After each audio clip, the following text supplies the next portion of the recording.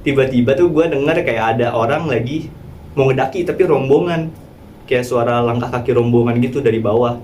Ah, dia mau turun lagi nih ke dekat arah pintu tenda gue. Di situ muka gue ketendang. Oke, kembali lagi bersama kita di Ghosting. Dan kali ini kita akan mendengarkan pengalaman mendaki Gunung Arbang pada saat Kajang Kliwon. Oke, sebelum itu gue bakal menjelasin dulu apa itu Hari Kajang Kliwon. Jadi Hari Kajang Kliwon itu adalah adanya dualitas energi dari alam atas dan alam tengah. Itu membuat energi alam bawah itu jadi makin sensitif lagi. Nah, energi alam bawah ini umumnya kita kenal sebagai energi yang mistis.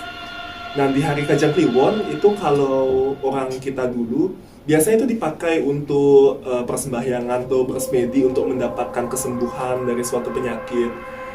Dan kadang juga karena energi dari alam bawah itu semakin kuat lagi, kadang salah gunakan dan kita menjadi makin sensitif. Nah, umumnya kalau di daerah Bali di Hari Kajang Kliwon itu dipercaya kalau di tubuh manusia itu sedang diisi oleh energi mistis yang lumayan kuat dari alam bawah itu. Nah, jadi dilakukannya upacara itu untuk menetralkan energi itu. Jadi adanya keseimbangan dari alam bawah, alam tengah itu alam manusia dan alam atas. Dan juga dari pengalaman mendaki Gunung Abang ini ya, kita tuh tahu kalau sebenarnya gunung itu tempat yang paling mistis dan tempat yang paling keramat karena itu jauh dari jangkauan manusia. Jadi tangan-tangan manusia yang kotor itu jauh untuk mencapai gunung ini, dan gunung itu masih liar banget. Nah, lengkapnya nih kita dengar cerita dari Felix. Gue bakal cerita tentang pengalaman di tahun 2020, tepatnya waktu lagi pandemi ya. Itu tuh jadi kejadiannya itu di tanggal 27 Agustus di hari Kamis. Nah, itu jadi ada suatu acara kegiatan kampus sama organisasi kampus itu tentang bersih-bersih alam. Nah, kebetulan yang ikut tuh ada sekitar 33 orang. Itu campur cowok sama cewek. Dari luar organisasi ada, dari dalam organisasi pun ada. Dan gue pun salah satu yang ikut. Nah, itu salah satu pengalaman pertama yang banget gue alamin kalau masalah naik gunung. Sebelumnya gue nggak pernah naik gunung. Jadi gue emang karena gue dari organisasi juga, makanya gue ikut kegiatan itu. Wajib sih ya, karena emang lagi di Bali juga, terus nggak ada kegiatan apa-apa. Nah, oke, kita langsung bahas aja masalah pendakiannya. Jadi Gunung Abang itu dia letaknya di Kintamani ya, bener? Ya, masih daerah Kintamani sana. Untuk startnya itu dia dari tengah, jadi nggak dari bawah banget, dari tengah. Dan umumnya itu kalau ngedaki dari Gunung Abang itu kalau kata teman-teman gue yang udah sering kesana bolak-balik 2,5 jam sampai 3 jam umumnya. Kalau dari tengah itu ke puncaknya. Nah, kita itu 33 orang, OTW dari Denpasar itu dari jam setengah 12, dari setengah 12 siang. Sampai Kintamani itu sekitar jam setengah 3-an. Langsung kita minta izin, pendataan segala macam tuh di pos satunya. Lalu kita yang sembayang, ada beberapa juga yang sembayang juga. Terus baru kita ambil trash bag dan juga kita ambil perlengkapan kita buat ngecamp di atas nanti di puncak. Pokoknya singkat cerita, kita start hiking tuh jam berapa ya? Sekitar jam 5-an, kayak setengah 5-an lah ya, setengah 5-an sore itu baru kita start jalan. Itu udah adem sih, udah nggak panas juga. Nah, kita kan bergelombor 33 orangan ya, itu benar-benar satu baris panjang. Dan kondisinya itu emang lagi pandemi, jadi gunung kan sepi banget. Walaupun Gunung Abang banyak biasanya yang emang senang ngedaki pada situ. Kita ngedaki dari jam setengah 5. Anehnya tuh pas lagi ngedaki itu kita setengah 5. Dan itu pun gimana ya, nggak ada yang notice kalau di hari itu tuh lagi Kajang Kliwon. Untuk Kajang Kliwon tadi sendiri kan udah dijelasin tuh definisi secara harafiahnya sama bagus. Nah, kita nggak ada yang notice kalau misalkan itu lagi Kajang Kliwon. Kejadiannya sebenarnya pas malam, tapi dari rentetan kita mulai ngedaki sampai atas itu lumayan panjang. Yang tadi gue bilang tuh umumnya kan 2-3 jam aja. Kita tuh makan waktu sekitar 5-6 jam lah waktu itu ngedaki baru sampai atas. Itu mungkin karena emang posisinya banyak yang baru ngedaki juga kan, jadi kita dikit-dikit istirahat gitu. Dan satu temen gue juga ada anak fakultas yang sama juga, satu organisasi juga, cewek. Dia tuh ada masalah pernafasan lah, jadi makin pelan lagi tempo buat ngedakinya. Oke, singkat cerita tuh kita jadi ngedaki sampai hampir puncak di leher itu jam berapa ya? Setengah 9-an kayaknya. Setengah 9 baru sampai lehernya ya, baru sampai leher gunung. Itu kan untuk jalur treknya sendiri, dia Gunung Abang tuh masih yang kayak licin juga, terus bener-bener apa ya, bener-bener nanjak gitu ya. Nah itu jujur ya, kalau buat yang baru pertama ngedaki sih pasti capek. Nah jadi pas waktu di sampai leher itu kita udah malam, gelap, terus posisi gerimis. Posisi gerimis itu udah licin banget lah pokoknya. Sampai kita sampai puncak itu sekitar jam 11 kurang. Itu langsung pada diriin tenda, yang cewek istirahat. Nah, jadi kejadiannya itu udah mulai dari jam 11-annya itu sih. Pas kita lagi mulai ngedirin tenda. Di situ ada kelompok yang depan notice tuh waktu baru banget sampai di atas, kayak ada, dia ngeliatnya sih kayak orang pendaki bayangannya. Soalnya itu kan masih apa ya, dia bawa lampu tembak jarak jauh gitu lah. Nah, itu ada emang kalau dari jauh banget tuh kelihatan di puncaknya itu deket papan apa namanya itu, deskripsi ketinggiannya itu ada kayak orang lagi berdiri, 2 orang. Kita positive thinkingnya itu emang pendaki yang lagi mau camping juga di atas kan. Jadi ya udah kita nunggu yang dari bawah juga, rombongan bawah pada sampai, jadi pada duduk-duduk dulu di sana, baru kita mulai diriin tenda. Nah anehnya kita nggak ada yang lihat satupun kalau si yang tadi itu yang dilihat 2 orang itu turun atau yang ngecamp di situ, nggak ada apa-apa aja gitu kan. Tapi ya udah, karena udah pada capek juga jadi nggak terlalu pada mikir yang aneh-aneh mungkin ya. Terus udah mulai diriin tenda, terus kita bakar-bakar. Di situ posisinya kaki gua dari paha sampai bawah udah kram banget sih. Mungkin karena nggak biasa juga kan, nggak biasa olahraga, nggak pernah ngedaki juga. Terus sekali ngedaki langsung ke gunung yang cukup tinggi. Udah akhirnya gua mutusin jadi gua untuk di tenda duluan.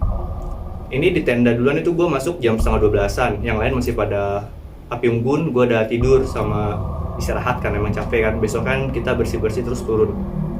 Nah, singkat cerita, gue tidur, kebangun lagi jam setengah satu malam. Itu posisi gue kebelet pipis. Pas gue mau pipis tuh, gimana ya, namanya gunung kan, posisi tengah malam udah pasti gelap gulita banget. Kayak, ibaratnya gimana ya, kayak kita merem aja gitu, nggak kelihatan apa-apa sama sekali kalau kita nggak punya pencahayaan kan. Gue buka tenda, tuh gelap banget, gue mikir 2 kali kan kayak, aduh nggak, ntar aja gitu, tahan buat pagi aja, simpen gitu kan. Gue berusaha nahan aja, karena gue juga nggak tahu mau pipis di mana kan, soalnya kan nggak bisa sembarangan. Terus temen gue juga udah pada tidur semua, udah pules. Karena ya udah, karena gue juga nggak terlalu berani, gue tidur lagi. Tapi 2:30 gue kebangun lagi karena saking kebeletnya gue kebangun lagi. Ya udah akhirnya kayak mau nggak mau lah. Terus gue nyenggol temen di sebelah gue kan, gue bilang, bentar ya aku mau ke toilet, tolong liatin tendanya jangan ditutup, nyalain lampu tenda. Terus gue pergi jalan sekitar 12 langkah lah, nggak jauh dari tenda.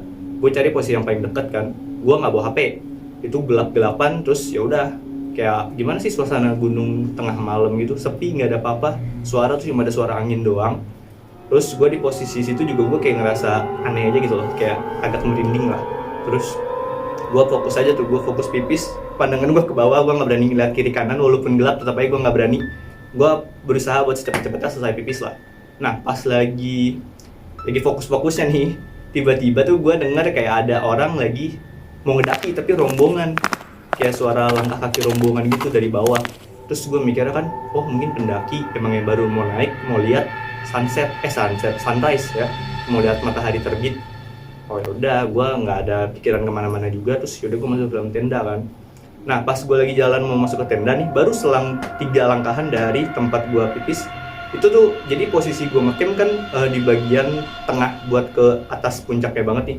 Jadi ada jalan buat ngarah ke atas itu, gue posisinya di tengah-tengah sini. Nah ini kan jalur daki buat ke yang apa namanya itu, deskripsi ketinggiannya itu. Di situ tuh ada kayak orang lagi jongkok. Gue nggak tahu gimana, itu cuma feeling doang atau gimana, tapi gue ngerasa di situ kayak ada yang lagi jongkok tapi bentuk kayak orang. Padahal nggak kelihatan kan gelap, tapi gue feeling aja kayak ada yang lagi jongkok dan emang kerasa ada orang lagi jongkok aja. Soalnya itu gue jalan posisinya tuh kayak di sini gue nih, jadi dia lagi jongkok gitu terus ke bawah, dan gue ngeliat kayak emang ada kaki gitu loh, walaupun gelap-gelap gitu kan, tapi masih kayak kelihatan lah kayak siluetnya kan. Tapi ya udah, gue mikir kayak temen gue mungkin atau gimana kan. Gue masuk lagi ke tenda, santai, nggak panik nggak apa, tutup, terus nyamatin lampu tenda. Pas gue baru mau merem lagi mau lanjutin tidur, di sebelah tenda gue tuh berasa kayak ada lagi jalan. Itu juga gue nggak mikir aneh-aneh, gue mikirnya kayak masih kelompok gue juga yang lagi mungkin mau pipis atau gimana kan. Tapi anehnya dia muterin tenda gue, dan posisi tenda gue kan tadi gue bilang dia mepet dari tengah sampai ke atas tuh. Jadi itu kan kalau misalkan mau muterin mesti manjat, dan itu kan nggak mungkin juga orang gabut jam 2:30 pagi muter-muter tenda naik turun gitu kan. Tapi di situ gue berusaha mau tidur lagi. Posisi gue tuh tidur paling pojok dekat pintu tenda. pipi gue tuh nempel sama pinggir tenda. Nah pas gue denger langkah dia mau turun lagi nih ke dekat arah pintu tenda gue, di situ muka gue ketendang kayak ada yang nendang gitu, stuck gitu kan. Terus gue bangun kan akhirnya, jadi nggak bisa tidur. Gue negor teman sebelah gue bangunin. Satu tenda itu gue berempat. Nah gue bangunin di sebelah gue, terus yang lain juga ikut bangun kan. Pada nanya kenapa gitu. Ada yang nendang gitu. Hah? Pada bingung kan, siapa nendang gitu. Terus pasti nyalain lampu tenda. Jadi kalau misalkan penglihatan dari tenda tuh kalau gelap semua di depan ya, kelihatan gitu loh kalau kita nyalain dalam tenda lampu gitu, kelihatan kayak ada bayangan di luar tendanya. Karena tendanya itu semi transparan juga. Emang di situ ada yang berdiri.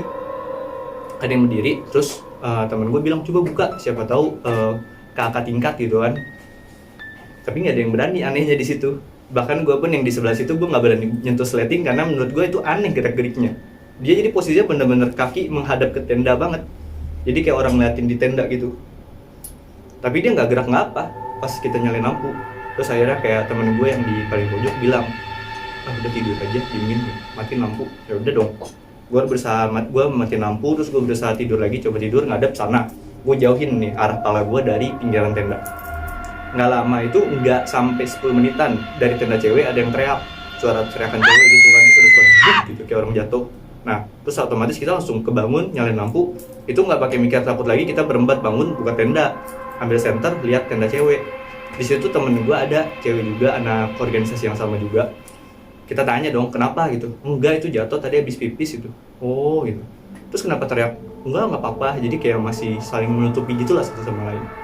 Ya udah, akhirnya kita jadi balik tidur lagi, masuk ke tenda. Baru nutup pintu tenda nih, matiin lampu. Nggak lama lagi ada lagi suara. Suaranya ini lebih aneh lagi sekarang. Jadi suaranya kayak orang nafas, tapi suaranya tuh nafasnya gimana ya? Bener-bener kayak orang ngap gitu. Kayak berat banget suaranya. Tempo nafasnya tuh kayak orang kecapean habis lari. Itu tuh bener-bener kedengeran, dan itu nggak cuma satu sekarang posisinya.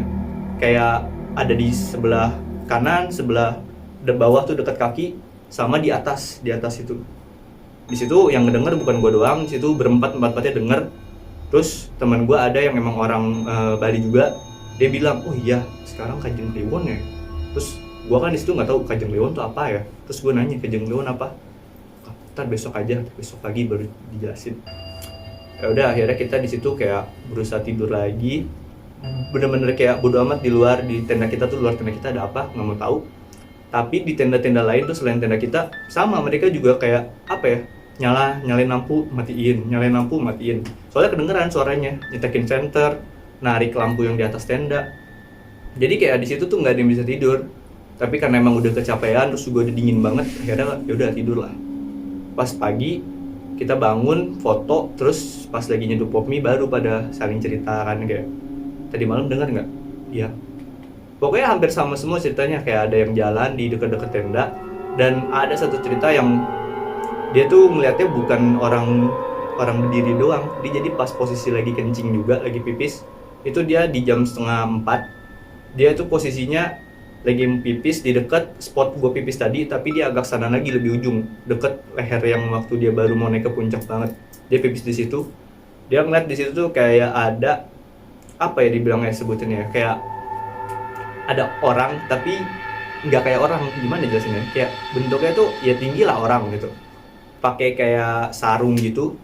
Terus dia posisinya tuh kayak nggak napak, tapi dia di bawah, terus di jalan itu gitu kayak nggak napak tapi dia tetap jalan gitu. Terus itu yang pertama dia lihat. Terus pas dia mau balik ke arah tenda lagi, dia ngeliat di ujung tenda tuh deket tenda gua ada kayak, bukan orang sih, dia bilang kayak bukan, bentukannya bukan kayak orang lah. Dia punya kaki juga panjang, bahu juga sama, tapi beda posturnya tuh nggak kayak postur orang. Itu ada 2-3 kata dia. Yang 2-nya itu dilihat di satu di atas tenda gua, satunya lagi deket sleting tenda yang di tenda gua ini, sama satu lagi di bawah deket tenda cewek. Itu nggak tahu juga itu apaan karena kan gelap banget, jadi cuma kelihatan kayak siluetnya aja.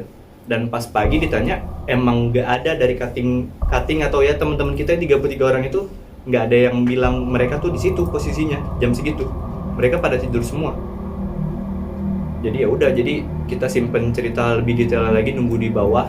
Kita habis bangun pagi, foto, terus sarapan sama ngopi sedikit. Ya udah kita bebersih di situ, terus kita turun. Nah, sampai pas diturun itu barulah gue dapet cerita yang masing-masing yang detail sampai makanya gue tahu tadi juga. Terus akhirnya si ketua organisasi ini nanya, kemarin pas perjalanan kalian ada yang ngapain nggak? Di situ kita ya pada evaluasi diri masing-masing lah, kayak ngapain ya, buang sampah atau ngomong apa gitu kan. Tapi emang dari situ ada beberapa yang memang sempat keceplosan lah, kayak ngomong-ngomong kasar, ngomong-ngomong jorok, ya gimana ya, namanya juga kita kan lagi ngedaki rame-rame, jadi kebawa suasana excited gitu loh. Jadi ada yang beberapa nggak sadar mungkin dia ngomong kata-kata yang nggak seharusnya keluar, yang di bukan tempatnya juga.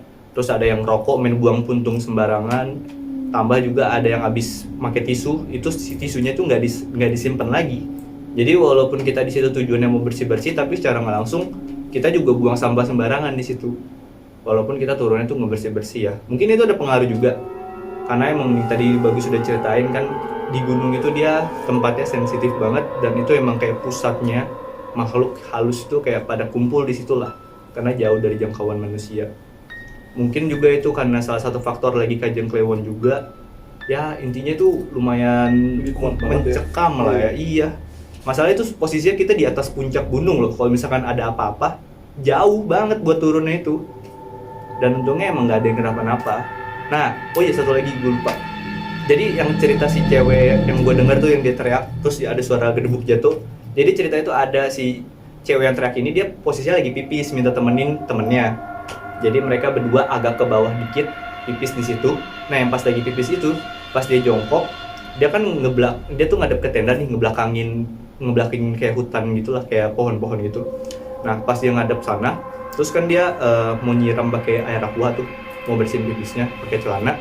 Pas dia nengok ke arah yang rumput-rumput pohon itu, dia bilangnya sih itu dia ngeliat kayak sosok monyet, tapi monyet yang becalingnya tuh sampai keluar gitu. Itu nggak gede, tapi kayak ukuran orang aja. Itu bener-bener posisinya tuh di depan semak-semak, mukanya doang. Makanya dia teriak, lari sampai jatuh-jatuh. Dan itu pas pagi dicek, sini lututnya berdarah, sini bengkak. Jadi gara-gara kaget ngeliat gituan. Tapi menurut gue tuh, wah, pengalaman pertama, dan jujur gue kapok sih masalah naik gunung. Bukan masalah mistisnya aja, capek juga. Terus kalau mau ngapa-ngapain agak susah juga sih. Jadi gue mau nanya lagi nih, pada saat lu tidur, lu kan tendang tuh, dan kemungkinan itu sosok yang lu lihat berdiri di depan tenda lu. Gue jadi berpikir kalau itu udah mulai ngikutin lu pada saat lu pipis. Bisa jadi. Nah jadi setelah kejadian ini nih, lu ngalamin kendala nggak sama teman-teman lu itu pada saat turunnya? Setelah paginya itu kan dari puncak nih turun lagi, ada kendala nggak tuh? Ada sih, beberapa teman gue yang dari ikut kegiatan ini, hampir 2 orang hampir jatuh ke jurang. Tapi ini kita mikirnya sih bukan karena sosok mistis atau karena pengaruh dari yang atas yang ngeganggu kita waktu subuh. Ini mikirnya emang karena mungkin capek fisiknya kan. Terus juga kita turun posisinya bawa barang bekas di atas, ya. Terus juga tangan kiri kanan bawa plastik sampah. Sedangkan trek itu bener-bener yang turun banget, dan itu kondisinya malam habis hujan, licin jadinya.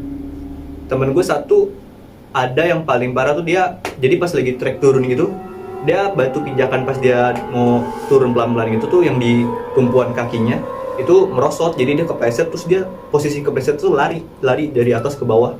Dan itu kalau kalian mau tahu, itu tuh langsung kalau misalkan dia loss ya, itu dari lari terus dia nggak lompat atau dia nggak bisa nahan, itu posisinya langsung jurang sekitar 30 meteran. Jurang ke bawah itu udah nggak ada pohon, nggak ada apa.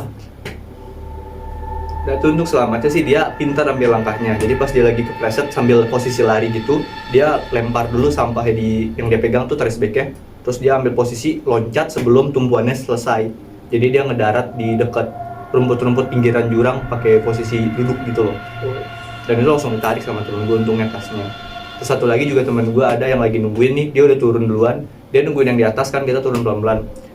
Gue nggak tahu ya, mungkin dia kecapean atau gimana. Dia ini ngerasa tuh di belakang dia tuh ada pohon, jadi dia dengan santai dia nyender begini.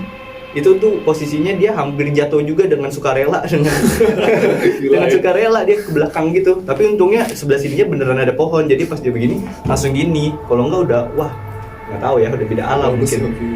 Iya, 27 meter, 30 meteran lah itu ke bawah. Tinggi loh. Dan setelah lu selesai mendaki nih, lu ada ngalamin sesuatu yang aneh nggak? Di mana maksudnya pas sudah sampai kosan ya? Iya, setelah udah selesai dari gunung ini, lu ada ngalamin sesuatu yang aneh nggak? Kalau di gue sih enggak, gue waktu pulang dari situ udah capek juga kan, jadi di kosan gue kayak hibernasi sampai, pokoknya kita sampai Denpasar itu kan dari puncak kita turun jam 10 sampai Denpasar itu sekitar jam setengah 5 jam 4 sorean lah. Itu gue posisi mandi, langsung taruh laundry, terus gue tidur. Gue baru bangun lagi besoknya jam 1 siang. Jadi gue nggak ada ngerasain apa-apa sih malamnya. Tapi beberapa temen gue ada yang cerita sih, dia sempat, padahal dia udah capek nih mau tidur, tapi pas dia merem tuh kayak apa ya, kayak merasa was-was aja sih gitu. Itu si temen gue ini dia yang ngaku kalau misalkan waktu sebelum naik tuh dia buang puntung rokok sama ngomongnya tuh nggak dijaga lah ucapannya. Tapi nggak ada sesuatu yang terjadi sama dia ya? Tidak. Kalau kontak fisik atau yang diganggu bener-bener ganggu sih enggak, cuma itu aja dia kayak nggak bisa tidur dengan tenang lah, kayak ada yang liatin atau dia merasa kayak was-was aja. Oke, dari ini kita harus selalu ingat nih, dimanapun kita berada, kita harus jaga lingkungan kita jangan bertingkah yang aneh-aneh, dan kita selalu jaga apa yang kita lakuin. Nah, dari itu juga kita sama-sama tahu ya, jadi gunung ini ngasih bener-bener ngasih pengalaman yang seru, cuman bisa ngasih sesuatu yang mencekam juga, karena gunung itu juga selain kuat dari energi supernaturalnya, secara keamanan aja kalau ada terjadi sesuatu nyari rumah sakit jauh, itu dari puncak gunung banget. Dan kita harus selalu jaga tingkah kita, karena kita harus selalu ingat, always remember that you're not alone. Stay tuned on Ghosting.